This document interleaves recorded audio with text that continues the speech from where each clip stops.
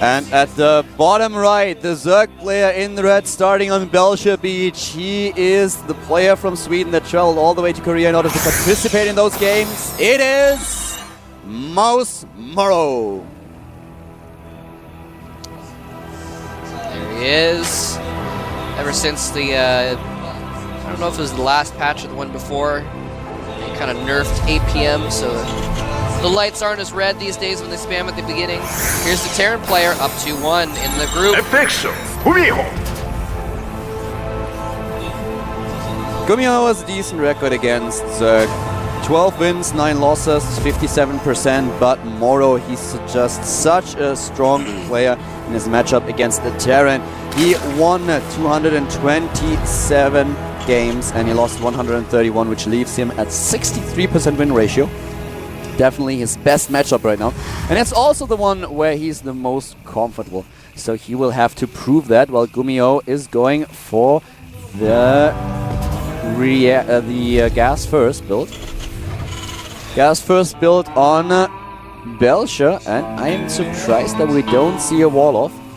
Interesting. And by the way, if GuMiho does actually lose this game, then we'll have an interesting situation where Ryung and GuMiho, who would both be 2-2, would then have their last games against each other, and it would be kind of a face-off to see who would get that third win, which maybe this group is so close that the player who gets second place may be the one with 3 wins, or maybe a tie for players with 3 wins. For Morrow, it was actually very, very good that Ryung won that game. Oh yeah, against Killer. That was really, really important because he was able to take down Ryung.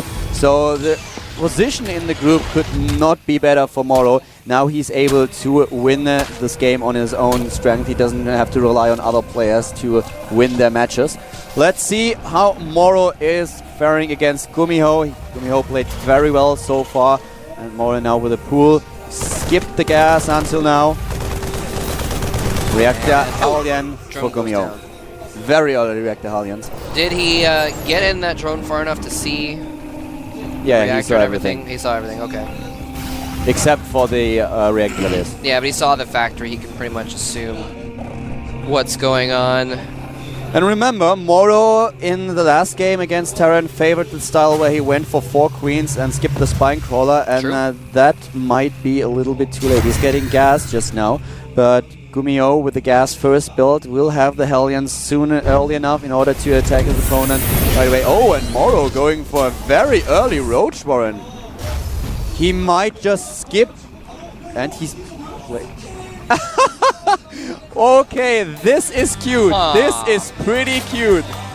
He actually built the Roach Rod in the middle in order to wall off, probably. Oh, that's really cool. That is so smart. I have never seen that before.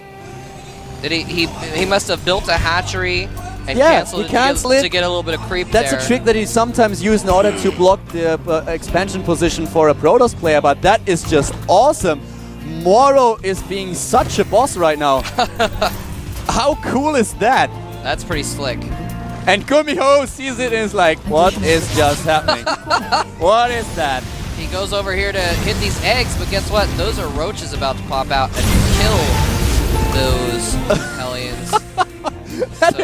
I have never seen that before. That's amazing. But look at that one starport that GuMiho built. Yep, he will be able to drop into his opponent's main base. Yeah, he's going to try and drop those Hellions in there. While Morrow actually needs a creep tumor if he wants to keep that Roach Warren alive, but there's the drop already being spotted, but he didn't react. He doesn't react just yet. No, this could be horrible. Poor Hellions behind his mineral line, roasting some drones. No, the drones finally run, but that means they're lining up for the Hellions. Oh, God. Oh, and that... Oh, 11. that was really... Oh, God. And GuMiho doesn't even lose a Hellion. He doesn't lose anything at all. And he's going over here to try and take care of the rest of the drones as well. Morrow's in trouble, man. He is in deep trouble. That is brutal. That is brutal. He lost 11 drones. He's down to 21, 23 against 27. And now he's switching it up. He's going to Banshee play. Oh, he fakes him out by sending the medevac up north and sends in The Hellions to the natural. Wow. There are 2 queens here, though. The Roach is trying to reinforce. Amazing harass by GuMiho. Wow. This guy's really good. He just killed 17 drones and is now going for a Banshee play and Hellion Marauder in the main base. Oh, God. He's not even trying to get a second base. He knows how far ahead he is right now. He's going for Cloak Banshees, and in his main base he's getting Hellion Marauder. Morrow is getting demolished. That he is. Yeah, this is not a good situation at all. GuMiho is following up with these with the Marauders that are going to just lay waste to those queens. And, I mean, at least Morrow's getting some good creep spread out there. And they're also going to lay waste to those roaches. Oh, God. This is just, I feel like I'm about to watch a car accident. I kind of want to avert my eyes so I don't have to watch, but here comes the attack. No way he's able to hold that. There are SCVs, there's Aaron Morrow tries to retreat, but the Banshee's going to hit his base very soon as well. If he survives that attack, that is, and I'm not sure that he will. He's going to transfuse his queens, but Morrow is losing way too many units. The drones line up as well. There's nothing he can do right now. 69 supply against 53. The Hellions kill the queens. All of them are dead, and that will leave Morrow without NCR to fend off the Banshees. This is not going well for Morrow at all. GuMiho will win this game. Yeah, what a brutal display of skill. He was trying to buy time for a few roaches to come out, but the Banshee there seals away any prospect of having any kind of defense. There's no more queens left. This is just brutal. There's the GG, and unfortunately, Morrow has been eliminated from the group. He is at 3 losses, and there are now 2 players with 3 wins, so there is no chance of a tiebreaker or anything like that, which is sad, but you know what? Morrow put up a valiant effort. He took a really great game off of an excellent Terran player in his first game, put up a really good fight against some strategies that caught him off guard against those Protoss players, and then just, unfortunately, didn't catch that drop in time, didn't react to it quick enough, and lost too many drones to come back from in that game. So he is going to be eliminated. But you know what? He's not leaving Sweden. It's not his only chance or anything like that. He is going to be in Code A. I mean, that's what happens when you lose the up and down matches. You go to Code A. So we're still going to see him next season. And that was just brutal by GuMiho. He killed 11 drones with the first attack, with the first harassment. And after that, well, he just kept going. The fake was just beautiful. Faking with the Medivacs while attacking with the Hellions. I like that. That was cool. Very well done. That was really well played. I have to give it to GuMiho. I mean, Morrow didn't stand a chance. Morrow didn't stand a chance at all. But I really liked what he did in the early stages of the game. That one move with the Roach Warren where he just blocked off. The Hellions couldn't do any damage. He just didn't think that his opponent would have that proxy Stargate where he built the one and only Medivac that killed him in the end. A very nice build by GuMiho. You got to hand it to him. Yeah, definitely. Very, very cool build. And so that means GuMiho is going to go up to a 3-1 position. You know, he and Bomber were both tied. Bomber took a game off him.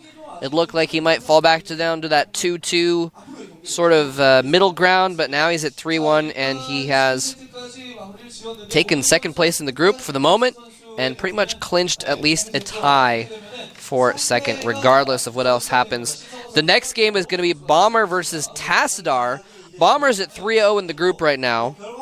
He's got very little to lose. Tassadar's at 1-2 in the group right now.